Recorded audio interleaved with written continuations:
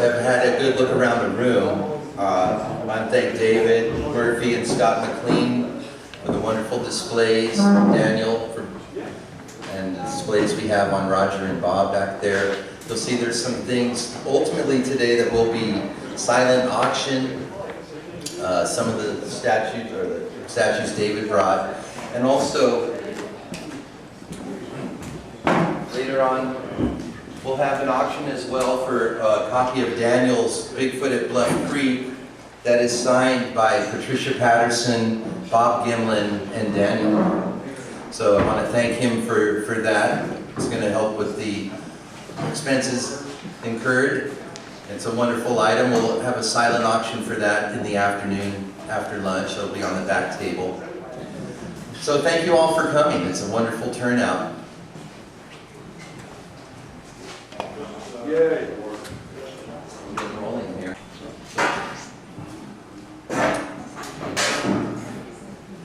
All right.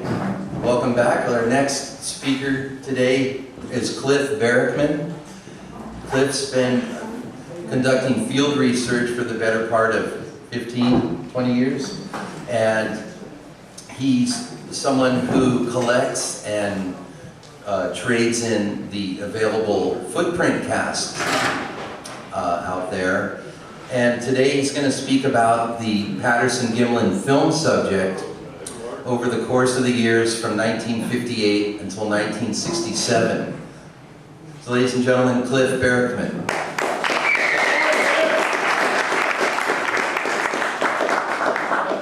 That everybody can hear me just fine without the microphone.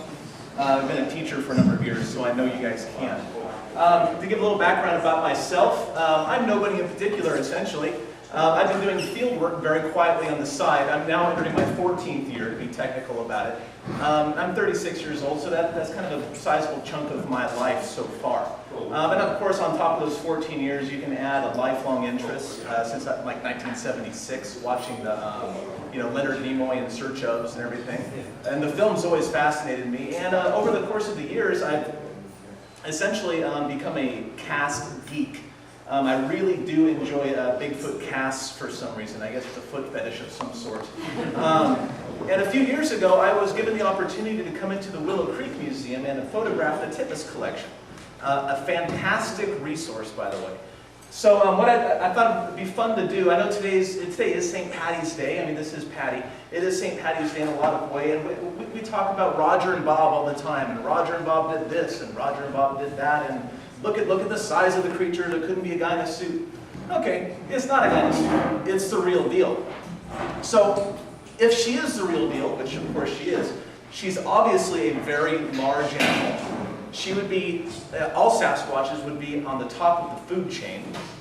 They're primates. They very likely have a low birth rate.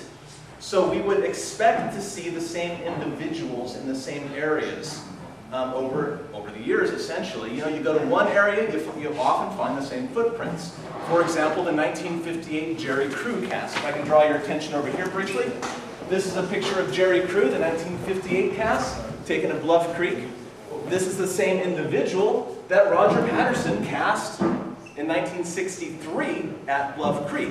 You would expect to see the same individuals because there's a relatively small population, although I am of the opinion that there's actually more of them than conservative scientists would like to think, even scientists who believe. So what I thought it'd be fun to take the data that we have available at the Willow Creek Museum and look at it and say, okay, Patty was there in 1967.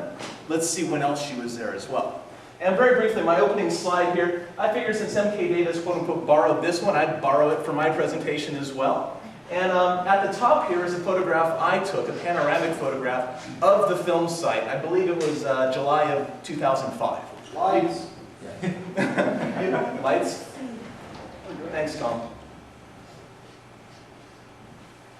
So anyway, this is the Patterson site in 2005, I believe, and you can see how much it's changed. The whole thing is unrecognizable, essentially. If it wasn't for Daniel and this Bigfoot at Bluff Creek publication, I probably wouldn't have found it. And Daniel was also kind enough to share a map that Renee DeHinden drew the location and said, well, Renee drew this spot. Nobody knows a site like Renee does. It's right there, and sure enough, it's right here. Anyway, next slide, please, Scott. So, what I did here is, this is my data set. This is kind of like my control group for my little experiment about finding where Patty's been over the years. Up at the top here, we have the left and right footprints that Roger and Bob took on October 20th. Those are they chose the clearest footprints, the left and right, and cast those. And as most Bigfoot geeks like us here know, that Bob Titmus came back 10 days later and cast 10 consecutive prints, no matter what the quality. And of course, those footprints are a lot more informative to animal trackers because you can see toes in various positions. You can see the effects of the substrates, the effects of the feet on the substrates to give us these kinds of prints. So these are the 10 casts, and I don't know the order, unfortunately. I think the order might have been lost. We don't know which one was first, then next, then next, and next. But these are the 10 casts that are all housed over here in the Willow Creek Museum. It's kind of hard to tell, but maybe in some of the slides, you'll see that there's a grid behind there. That's a 1-inch grid. My mother gave me a quilting board with 1-inch grids on it, and that's what I used to photograph the casts on. And of course, up here is some of the photographs available of Roger and Bob on that day casting those 2 prints. Next slide, please, Scott. Something I'd like to point out is that the Sasquatch foot is not quite like the human foot. It is much more flexible, probably almost as flexible as your hand is, but designed for walking. And on top of this, the bone structure, like we have an arch that's held there. Our arch is held together by tendons and ligaments, and because our foot is designed for long distance running. Whereas Sasquatch feet and other apes, all other apes besides humans, basically use their feet a lot more like hands. Most of the other apes, for example, climb trees, particularly when they're younger, like gorillas and whatnot. And actually, there have been some sightings on some BFRO expeditions recently that show that even the larger ones do in fact climb trees. We saw one, I think, back in July, about a 6-footer, 6.5-footer, climb a tree, essentially. I just got a story this past August from a Yurok Indian over here in Orleans about how the big one up on Bald Hills Road, which is the one that Bobo, who will be speaking later, actually got to see. Supposedly, according to this Yurok, the big one lives in this old-growth redwood on the side of a clear cut. So there's some possibility that Sasquatch, despite of their large size, actually still might climb trees occasionally. Of course, we know virtually nothing about their habits, unfortunately, but there's some indication they still might. So their foot can probably grab pretty well. So this is the Laverty photograph that Daniel referred to earlier. Here's the cast of it, and I took photographs of the side of it as well. And for the purposes of my presentation, this is important because the ground at Bluff Creek, the film site, is very, very soft. It's sand. And of course, when a creature that size walks on it, she presses in very, very deeply. So, and that'll come into play later when I show you some other casts. So you can see the heel strike and of course the mid-tarsal break and all that sort of stuff. But I want to show you the variation of the footprint depth from the side. But the Laverty cast isn't the only one like it. There you go. There you go. This is another one of the Titmus casts. No one ever pays attention to this cast, but looking right here, very obvious mid-tarsal break, very obvious dynamic structure on the bottom of the foot, and left a very dynamic imprint in the ground. But again, this is usually overlooked because the Laverty cast gets the most coverage. One more, please, Scott. And here's another example, a really lousy-looking cast, essentially. But again, Bob Titmus cast 10 in a row because he realized the value in that. This is probably one of the worst ones out of the 10. But again, looking at the side, you see the same foot structure. The toe curl at the end, nice heel strike, mid-tarsal right there. And again, the reason I'm showing this is to show the substrate, the effect of the substrate on the prints themselves. Okay, Scott? Now, what I did is I took the left and right here. These are the ones that Roger and Bob took that day. And I started thinking, okay, what sort of things can I compare to other footprints down in the area? What I came up with is obvious length. The ones taken at the film site are 14.5 inches. However, I've learned over the years that I'm a cast collector. I probably have about 50 casts in my collection right now. And depending on how they're copied, they change in size. Of course, the originals you don't have that much problem with, but latex molds tend to shrink over time. And if you copy in sand like Chris Murphy does, then the prints tend to grow over time, about a ½ inch for every copy or whatever. But another thing I looked at is toe shapes. You have the peas in the pod sort of style toes right here.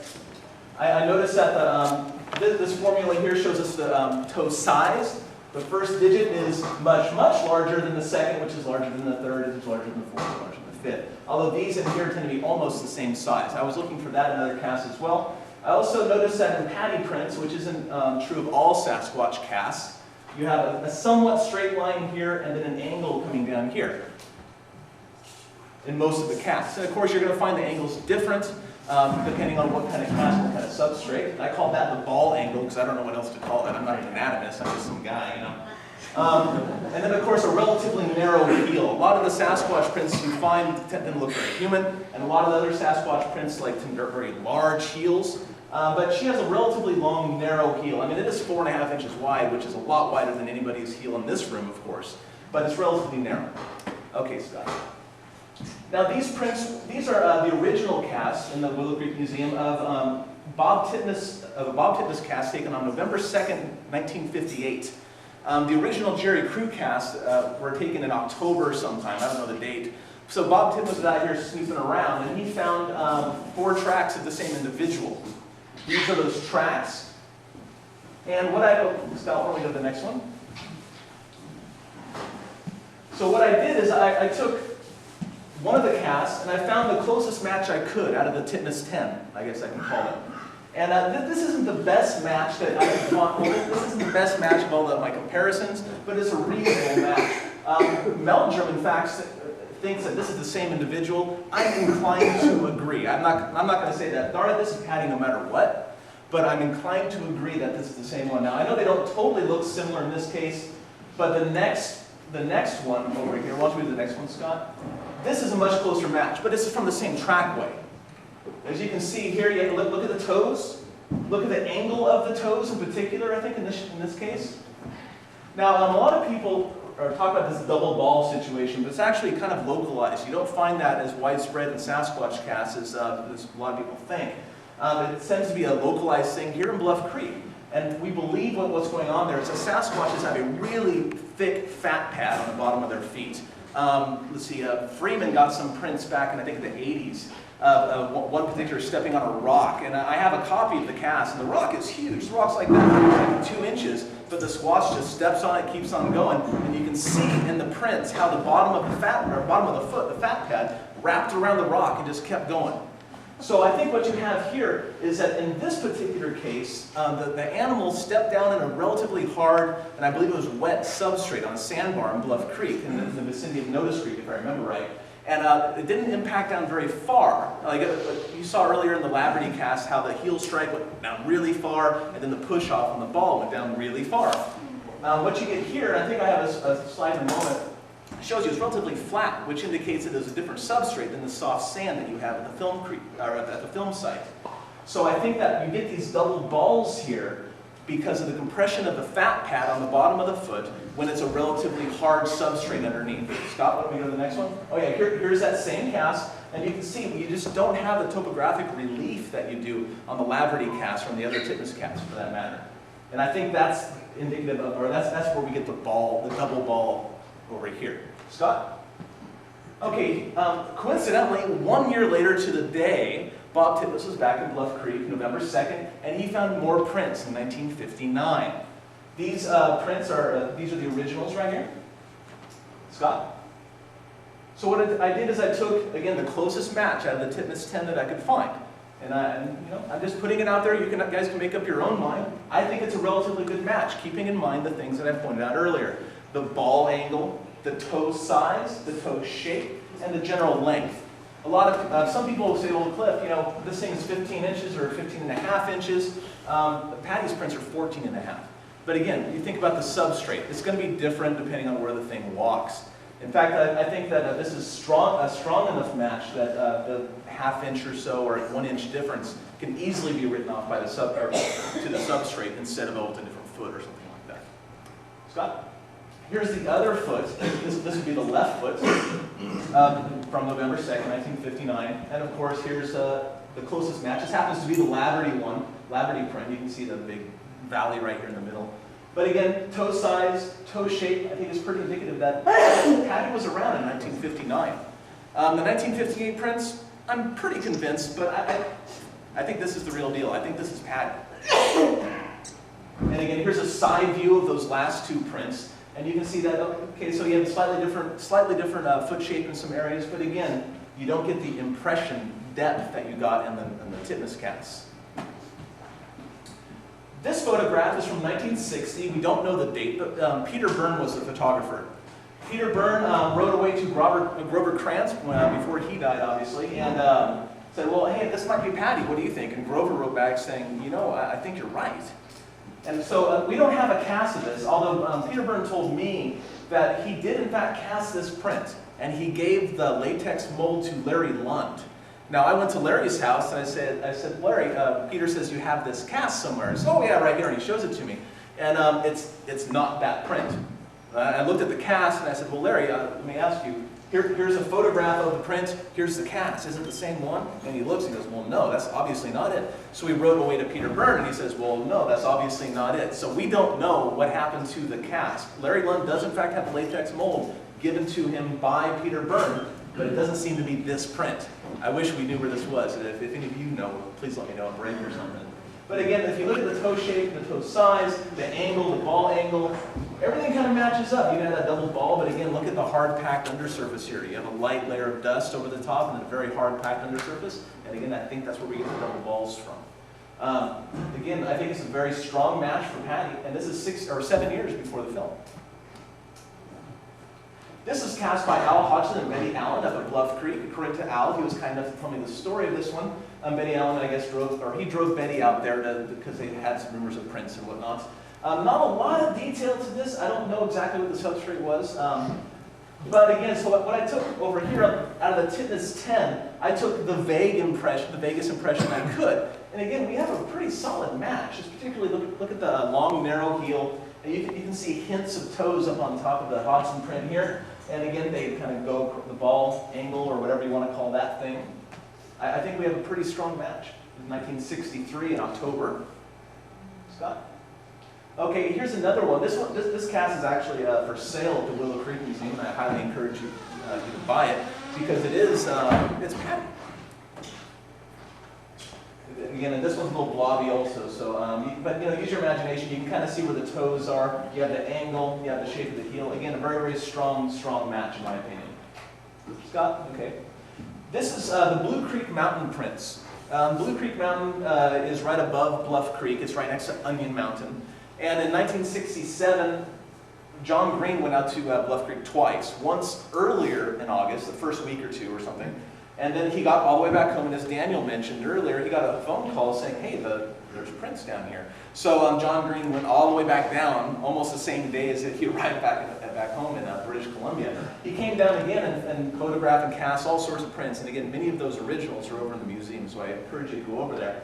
But this is the 15-inch or 15.5-inch print that was found up on the mountain. And again, Patty's prints are 14.5, but you have to write off the size difference because of the substrate. And if you look at the toes over here, they kind of, again, go across and angle down all of a sudden. And again, it's hard to tell here in the cast, but the heel doesn't go out as far as the white plaster. The heel goes out to about here and here, which is, again, virtually the same shape as you get in the Titmus cast. This cast is somewhat of an anomaly for me. I ran across a copy of it. I actually got it off eBay somewhere, and it turns out that the person I bought it from was Cliff Crook's wife. Cliff Crook is an old-time investigator. There's a number of, in my opinion, fabricated photographs that he pushes around. And I don't know if he did them or what. I'm not accusing him of doing anything. But an interesting thing about it is that I got it, and this is before I really got a hold of a lot of Titmus casts for my own personal collection. I got it, and I said, well, that's obviously Patty. So this must be a Titmus cast. And in fact, I even copied it and gave some of my friends, yes, a Titmus cast, and all stuff, But it turns out that once I got to the museum and I saw all 10 of them, and when Meldrum's book came out, he also has a nice color plate of all 10 of the casts of the Titmus 10 in there. And I was looking at it, well, where's that cast that I have? And I was looking at it, and I couldn't find it anywhere. So I immediately emailed Jeff Meldrum, and I said, hey, Jeff, what's up with this cast? I thought it was a Titmus cast, but it's not, it turns out. And he wrote me back and said, oh, it's a really interesting one, Cliff, because this is the only documentation that we have on it, and it's really blurry. I can't even read it from here, so I know you guys can. But basically what it says is that is that the cast came from, I can't remember the guy's name, but it's in here. I'm not very good at names and dates and all that stuff. I can't remember the guy's name. Can you read it, Scott? It's Kevin Lindley? Kevin Lindley, yeah, who I believe taught at Pullman. Pullman WSU, yeah, the Washington State University at Pullman, which is where Krantz taught. And supposedly he got it from Roger Patterson himself. Now the thing is, we're only aware of 2 prints that Roger and Bob took that day, and then of course the 10 that Titmus took. But apparently, according to this little letter here that was written by Cliff Crook, he said that apparently some people might have found the film site in between the time that Roger and Bob were there, and presumably Laverty, because he showed up on Monday, and the time that Titmus showed up, which I think was October 30th or 31st or something. Somebody might have found the film site before Titmus showed up and possibly cast a few prints. And if that's true, then this is most likely one of them. And in here also it says that perhaps R.D. knows more, and R.D. is obviously Renee DeHinden, who would know more about the film than pretty much anybody. Renee DeHinden had died by the time I got a hold of this documentation, so I wrote a letter to Larry Lund, who inherited Renee DeHinden's collection, essentially. And I said, Larry, do you know anything about this print? And basically, we've come up with nothing at all. So if you know that Kevin Lindley guy, or you know how to get a hold of him, or you know anything about the print, again, this is all about learning for me. I'm just enjoying the whole thing, and I want to know more. If you know something that I don't know, please tell me about it, okay? But I think it's a really, oh no, go ahead, it's cool. I think it's a really good match for Patty.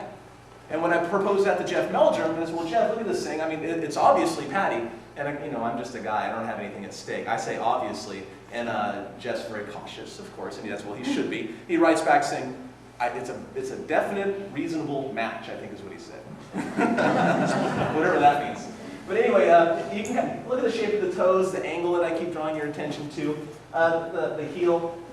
So we don't know where this is from. And actually, you can see a photograph of this cast also in Chris Murphy's excellent book, Meet the Sasquatch. And all it says is 1960s, and I think there's a question mark after it, Bluff Creek. But we have some documentation that this actually might have come from the film site itself. We don't know anything else about it. Now, I think that's actually my last slide here. I could be wrong, though. Yeah, that's my last slide. But some things I'd like to point out. I like footprints because they show us some things. They show us the habits of the critter. They show us possible range implications, although we don't know much about their social structure, so the range is kind of hard to pin down. But all of the casts that you saw today, except for the ones that were taken at the film site, all of the casts that you saw today, they were just found in the ground. As far as I know, no one actually saw the animal and then cast the prints. No one saw Patty and then cast the prints, although Patty had certainly been seen before that time. However, once Patty's footprints were taken at the film site, once that she got caught, basically, her footprints were never found again in Bluff Creek. Now that's very interesting to me. Maybe Patty was just careless for all those years, walking around, didn't think anybody was out there. Because remember, there were no roads to Bluff Creek before 1958. That's how we found the first prints. There were no roads out there. Maybe she didn't know she had to be careful, essentially. But once we got her, and once she knew that she was got, she was very careful after that, or just plain left the area, because we have no records of her at all. That's, to me at least, suggestive of the kind of animal that we're dealing with here. The Patterson film is a very, very momentous piece of our Bigfoot geek history, essentially. But let's go out and get some new footage now. Let's change the focus. It's real. Done deal. Yeah. Let's go get some more. That's it. Thanks, guys.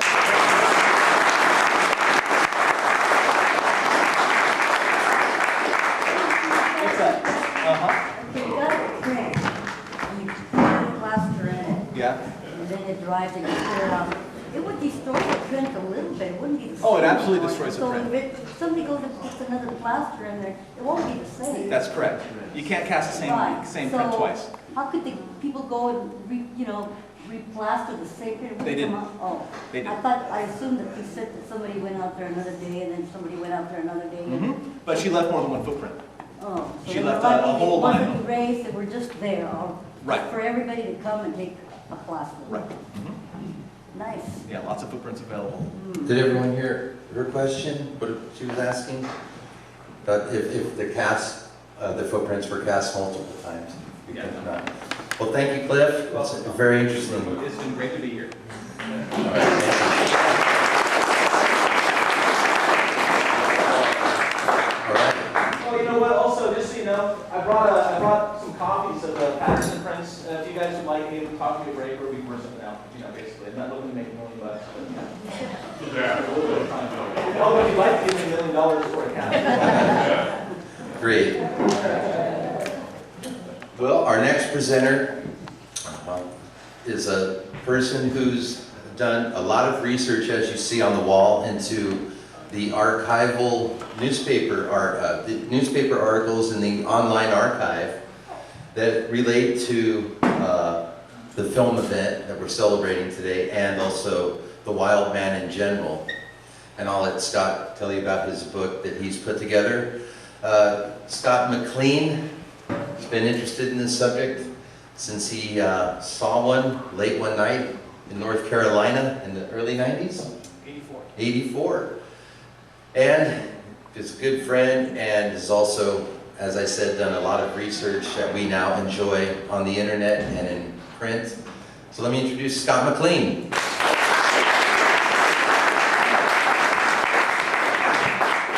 Hello. So I have to raise this up, but I can figure that out. My name is Scott McLean. I'm a graphic designer by trade, so that's why I've been able to put together a book and stuff. I made this before I go to this mic, actually. So like Tom said, I may have had a sighting in 1984. I'm not sure what I saw, but I know what I think I saw. That's not really where I'm going to start. It's actually where I'm going to end. Tom mentioned my archival research, and I think I'll just start the slideshow. I'm working here by myself. We'll see if I got the timing right at all. Obviously, we're here to celebrate the Patterson film.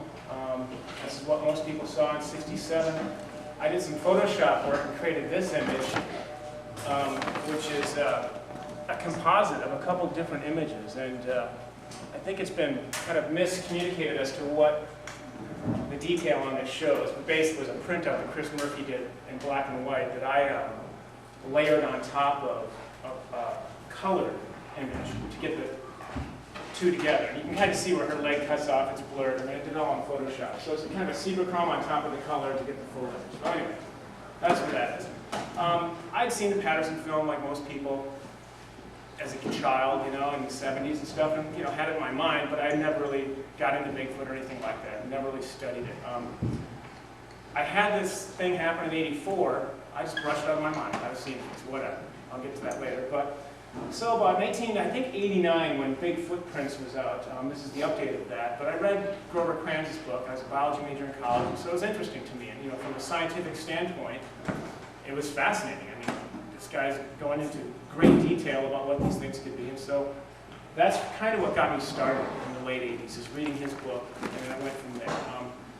In like 1995, the internet happened. So what I did was I went to the Library of Congress. I've been poking around the internet trying to find stuff. So this is the Library of Congress website. I recommend everybody go to this website because you all own it, and there's a lot of stuff out there. So I was coming through Lewis and Clark archives and all this stuff, trying to find Bigfoot references from the past. I'm interested in history. And I found several interesting stories in there. And I compiled them into a 16-page booklet called Strange Howls. And that's actually on this disc that I'm selling back there too. So it's just black and white stories from the Library of Congress. And I put that together. Well, that led me to do more research. Excuse me, I can kill this music I've got going here. I need the sound effects. There's Strange Howls, the pamphlet I put together. Pretty much says what it says. The early American stories of animal encounters and other oddities. Noted for their possible relation to Sasquatch. I'm hesitant to say this is what it was, because I'll let the reader decide. So that led me to go into more research, and I found this website called newspaperarchive.com. It's a subscription-based website. When I first started, it was like $90 a year. I think it's down to $45. But it's a pretty amazing website, and there's the URL. This is where I did the bulk of the research to find most of the articles. And what I was doing is I was searching on Wild Man in the Woods, and you can actually sort this by date, by state. They have a lot of newspapers, and they keep adding to their archives, which makes it frustrating. Because everything I searched for 2 years ago, I go in there, and now they've added more newspapers. So every time I look in here, I find more stories that I haven't found. In fact, after I created the book, I've since found more than 300 more stories that, again, are on that disc, but not in the book. So I have to update my book someday when I have more time. So anyway, this is the website. Let's go on here. Here's the book that I created, and I actually have one copy of it up here, and I put it on CD as well. So you can look at this later. You know, it's relatively thick with lots of old stories, and it's pretty fascinating.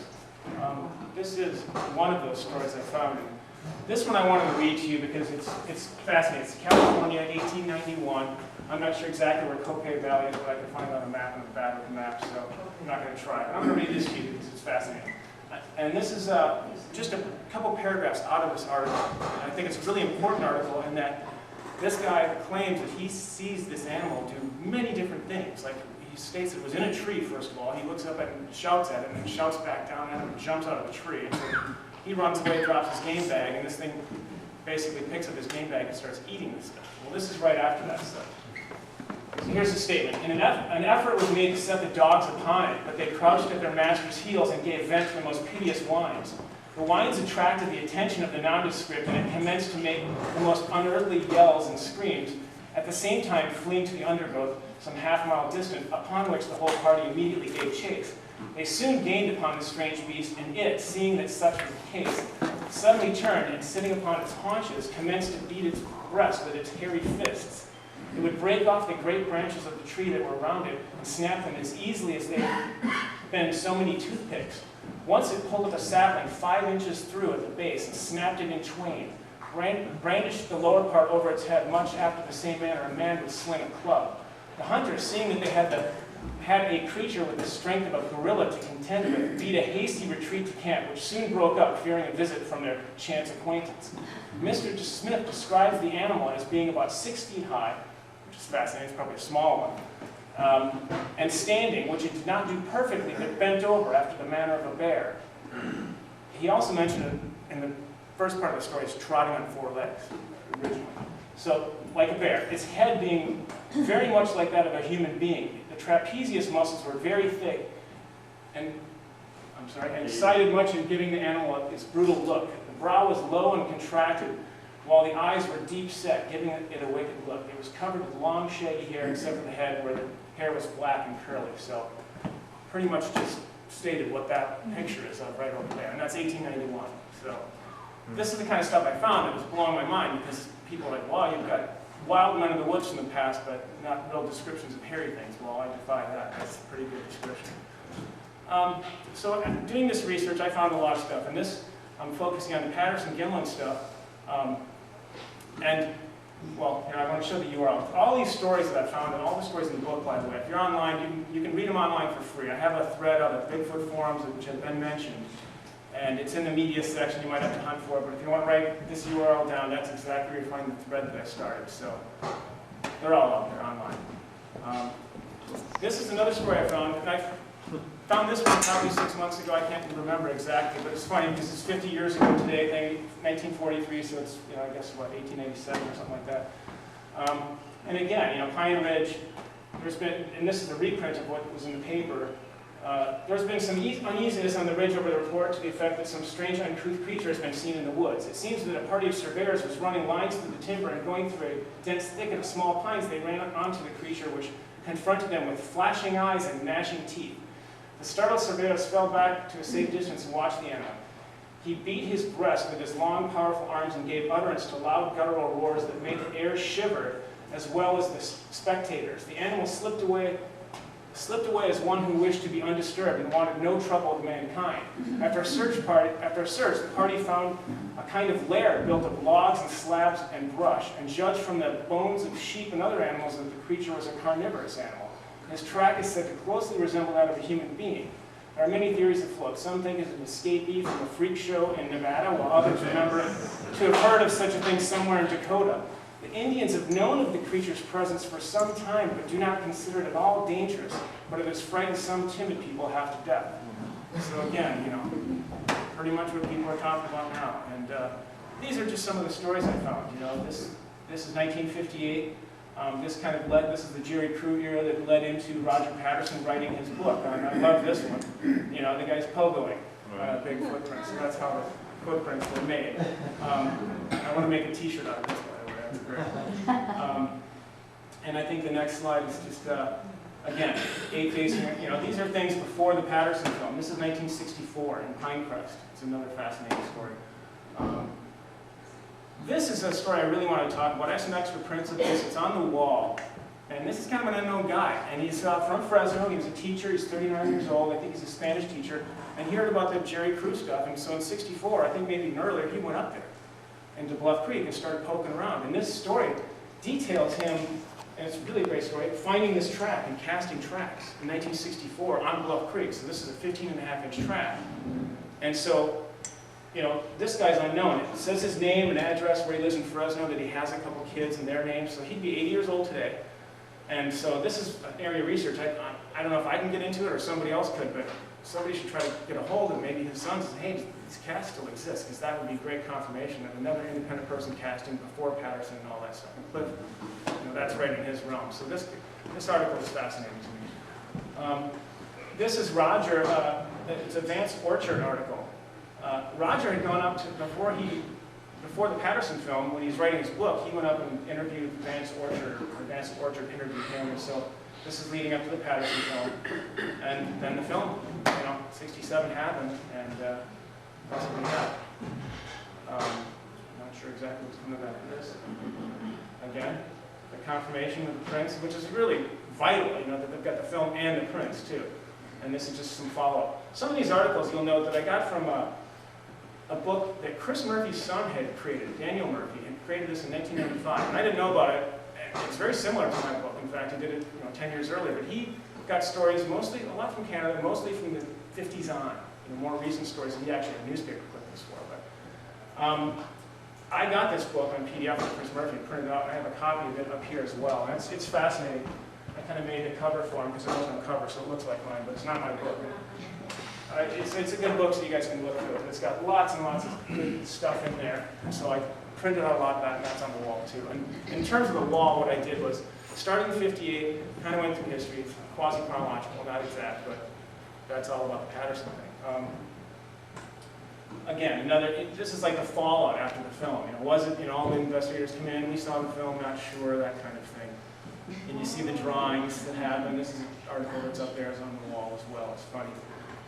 This is David Hancock, what's his press publication company? Yeah, Hancock House. He was an anthropologist, or I can't remember exactly what his title was back then, but he saw one of the first broadcasts of the film, and this is his analysis of it. It's a 4-page article up there. That's kind of fascinating. They didn't have the photos to license, so they had somebody draw what he was seeing in the film. And this is some of the interesting stuff I find in newspaperarchive.com. You can look up the day you were born. They don't have every newspaper, but it's fascinating to go through. The big film controversy. How did they get it developed in one day? Well, I go back to 1967 or 66 and go to Chrome. I think maybe not 2, but that's another controversy. Movies, 16 millimeter one day. So, they're getting stuff developed in one day. So maybe that's a little. And this is a great one too. This one doesn't have anything to do with the Patterson film. But this is from 1934, and this is the front page of the Lincoln, Nebraska newspaper, and it's Are They the Last Cavemen? It's about British Columbia and the map of where the Sasquatch are. And so even in 1934, Lincoln, Nebraska, full page, and it's a great drawing. It's the thing throwing that rock down on the canoes. So this is, I don't have this one printed out, unfortunately. It's on the disc, and it's not in my book. And this is the story. This is what walked out in front of my car in 1984. And to give you a brief rundown of what it was, I was driving back from spring break, in Florida to Wisconsin, where I'm from, with 2 of my friends, and I was taking the overnight shift. We're doing the whole crazy college kid thing. We just drive straight through it. We weren't on anything. I wasn't drinking. I was completely sober. I've heard that a million times. I drove at night because, well, the friends I was with, one of the guys, it's funny because he's notorious for but he never gets in accidents. But I'm like, I'm not going to deal with that. No way. So I'm driving. It's 2:30 in the morning, driving through the mountains of North Carolina. I have no idea where I am. Forests on both sides. I remember going uphill, and I was going 55 miles an hour down the highway. And those guys are sleeping in the back, and this thing walks up in front of the car. Really, it was right there in my headlights. It was so close. It was like a deer jumping out in front of your car. I just locked him up on the highway, put the car into a skid. Everything flew to the dashboard. The guys obviously woke up and were like, what the did you do that for? And I said, a Java just walked in front of the car. Because that's what my brain said it was. I mean, I didn't have Sasquatch in the brain. I really think the only time you can misidentify an animal, like a bear or something, for a Sasquatch is if you're out looking for Sasquatch. I mean, I was a college kid. It's the last thing on my mind is Bigfoot, not to mention it was this big, and it was North Carolina. I wasn't even thinking about that. It was like, I grew up in Wisconsin, and I've had deer jump out in front of me. One day I almost died on my motorcycle. The deer just, boop, and all I saw was fur, you know? And it was very similar to that. I mean, it was so fast. All I saw was arms swinging and a really pointed head. And to me, it looked like somebody small wearing a monk's robe, just looking across the road. And I just saw a dark area where his face was. And this is relatively close to what I saw. And I couldn't believe I didn't hit it. You know, and then the funny story that, you know, after I think it was 1994 or something, I read a story, you know, guys like 8-foot road crossing in North Carolina. And I was like, wow, just kind of all, what did I see anyway? So again, I don't know what I saw. I know what I think I saw, and I think I saw a Jawa walk up in front of my car. You know, I don't think it was a hallucination. It was not some foggy apparition or anything like that. It was milliseconds, probably. The funny story is, you know, had I hit it, you know, people are like, you could have proof. And I'm like, well, my story is this. The car we were driving was my friend's brother's car. It was a new Toyota Corolla. I don't know why he let us drive to Florida, but he did. And it'd be the phone call. Terry, yeah, we hit a baby Bigfoot and towed your car. And the mama Bigfoot came out of the woods, carried the baby Bigfoot away, and yeah, I'm left in the ditch. So maybe there would be no proof. But anyway, that's my story of what I saw.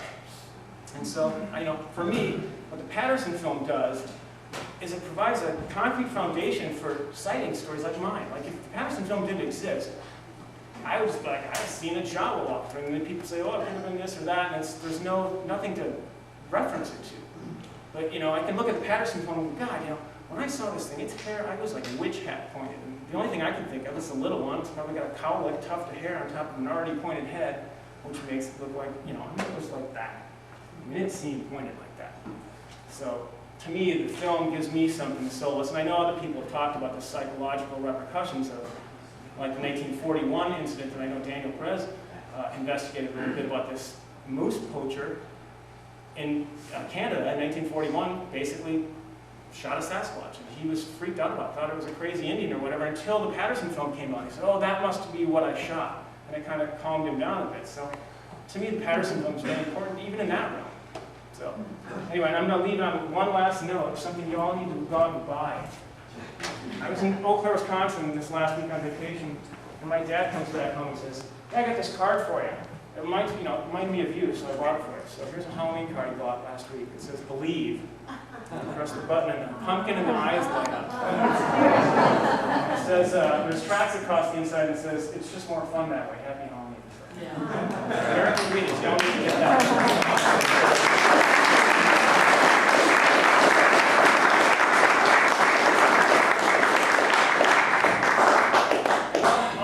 Book and stuff, and if anyone wants to read through it, I'll just have it back here, so feel free. I just wanted to know what happened to you.